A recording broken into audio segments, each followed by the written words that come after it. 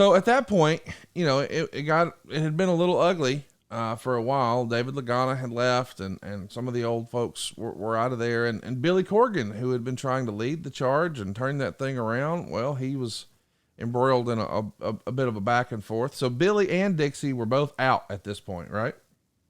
They were both out. Had nothing to do with them.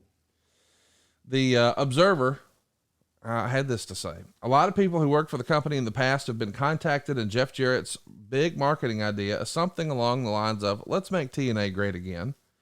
The idea is to present the idea of the good old days of TNA when Jarrett was in charge, with the idea that things went off the rails, perhaps not using that term since he was gone.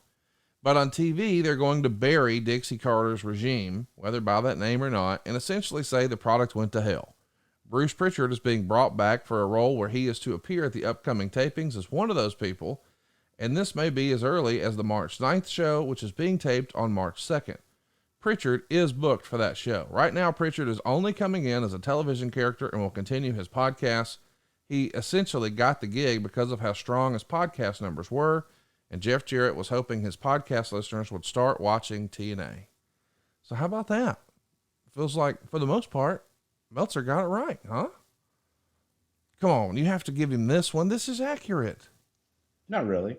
Oh, what's wrong with this one? I'm just sure there's something inaccurate about it. Okay. So do you remember that being the idea that that Jeff wants to quote unquote make TNA great again? Is that basically the idea? That was the slogan, you know, and it was the idea that we were looking to, you know, kind of do a throwback to the old days. And there were those that truly, you know, felt that the original concept of TNA, even going back to kind of the weekly pay-per-views that they used to do, but just go all the way back to, hey, you know, wrestling the way it used to be and the way you like it. Right.